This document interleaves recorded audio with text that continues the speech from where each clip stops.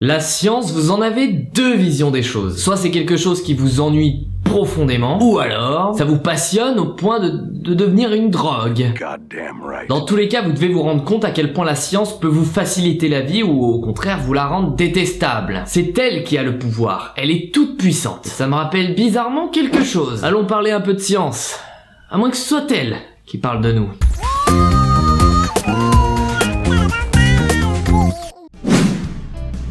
Votre naissance, l'arnaque de votre vie. Que vous croyez ou non en l'astrologie, il y a une chose à laquelle vous devez croire, et c'est le soleil, l'étoile la plus grosse de notre système solaire. Et vous ne saviez sûrement pas qu'elle avait une incidence aussi importante sur votre vie, et ce depuis votre naissance. D'après une étude menée sur près de 8600 Norvégiens nés entre 1676 et 1878, l'année de notre naissance aurait une importance sur celle de notre mort. Plus l'activité du soleil est importante et plus on est susceptible de mourir jeune. Maintenant on peut le dire.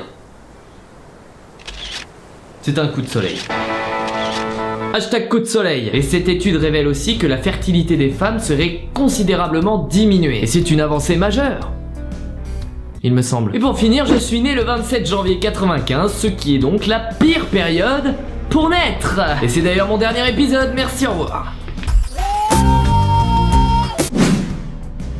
Mais non, je veux pas disparaître comme ça, je ne suis pas aussi facile à effacer. Et on ne peut pas en dire de même de la pluie. Vous en avez marre de cette putain de pisse qui nous tombe sur la gueule toute la journée? Eh bien une solution existe.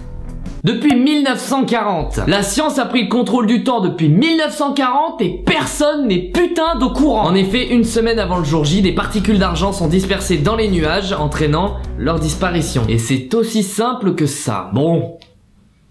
130 000 € quoi. C'est une agence matrimoniale qui propose ce service à ses clients afin de leur garantir un mariage sans pluie. Une sorte de Moïse des temps modernes quoi. Écoutez les garçons, moi je suis un peu fatigué en ce moment et je ne sais pas si je vais vraiment pouvoir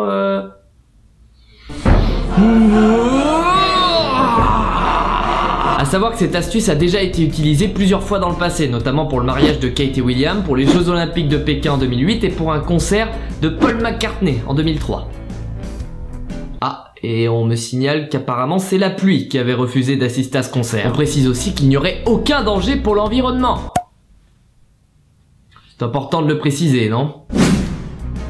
Vous savez, parfois quand je suis en plein boulot et que j'ai pas forcément envie de m'arrêter, prendre une douche, c'est une telle perte de temps. Bon après je me respecte un minimum hein, donc bon j'emmène l'ordi sous la douche. Un scientifique a quant à lui réglé le problème. Il ne se douche plus depuis 12 ans.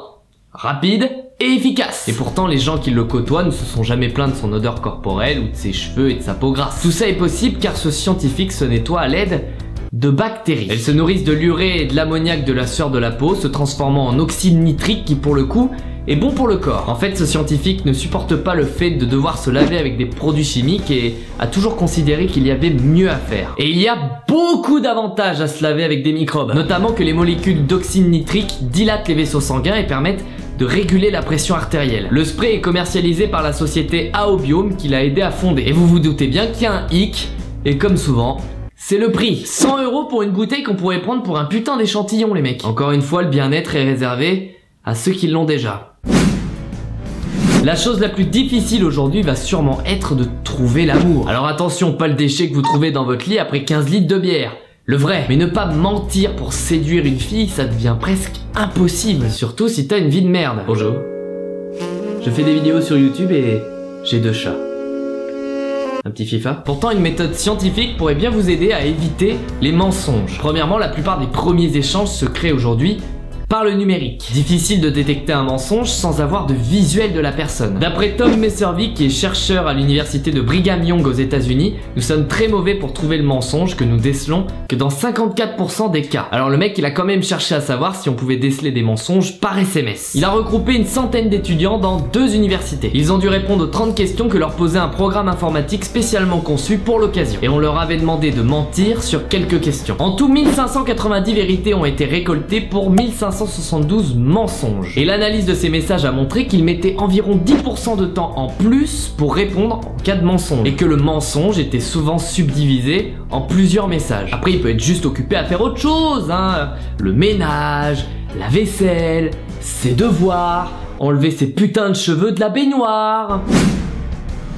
La vie sur Mars. C'est d'actualité avec la sortie du film Seul sur Mars que j'irai sûrement voir au cinéma. Et si la plupart des scientifiques se raccordent sur la complexité de la chose, un homme a décidé de prendre les devants et de donner une solution à ce problème. On va tout faire péter, mon colonel. Le milliardaire Elon Musk, créateur entre autres de PayPal et de SpaceX, a émis l'hypothèse que de bombarder l'astre rouge de bombes atomiques la rendrait habitable. Et on a vu à quel point ça a marché sur la nôtre. Nous voulons le juste rendre habitable. Et le problème, c'est que l'idée n'est pas si saugrenue que ça. Et oui, ça me fait mal de le dire. Le lâchage de bombes atomiques à la surface de Mars libérerait du gaz à effet de serre et rendrait au final l'atmosphère respirable. Et c'est d'ailleurs une des hypothèses corroborées par plein de chercheurs depuis des années. Mais après, c'est seulement une des solutions possibles. Lancer des bombes atomiques pourrait tout simplement aboutir à un hiver nucléaire qui empêcherait toute forme de vie de fleurir sur Mars. Ce qui est l'une des hypothèses de l'extinction des dinosaures. Il y a encore du boulot, Elon. Et si dans un premier temps, on essayait de rendre notre planète habitable? De plus, il voudrait emmener tout le monde à bord de son vaisseau Falcon 9, qui s'est juste explosé la gueule en juin dernier. Dégager des crétins comme ça rendrait la planète plus habitable d'après vous? Merci d'avoir suivi cet épisode, n'hésitez pas à mettre le pouce bleu des familles, à vous abonner et à partager la vidéo si elle vous a plu. Et les sources sont comme d'habitude dans la description. J'en fais trop pour aujourd'hui. Et maintenant c'est à vous d'en faire trop, je vous avais posé la question de savoir quelle avancée scientifique vous comblerez le plus. Après une grosse bataille notamment au sujet de la vie sur Mars, eh bien le gagnant de cette question, au final, c'est la réalité virtuelle à la Code Lyoko. Et ça juste devant mon favori, à savoir le fait de pouvoir parler aux animaux quand même. Moi il y a un petit truc qui m'a chagriné sur ce sondage, c'est que la vie sur Mars, pourquoi les gens? Vous pensez qu'on vous traitera mieux en allant habiter sur Mars? Vous pensez qu'il y aura moins de chômeurs? Plus de pouvoir d'achat? Moins de politique? Quel intérêt d'aller vivre sur une autre planète? Et après la réalité virtuelle, je suis d'accord avec vous. Et pour ceux qui ne connaissent pas Code Lyoko, je vous invite à aller regarder. Et une dernière petite chose. Durant cet épisode, j'ai essayé de pratiquer une expérience sur vous qui s'appelle l'effet de cécité au changement. Vous pouvez revoir l'épisode, mais pendant l'épisode, j'ai changé plusieurs fois de chemise, plusieurs fois de chapeau, j'ai mis une fois mes lunettes.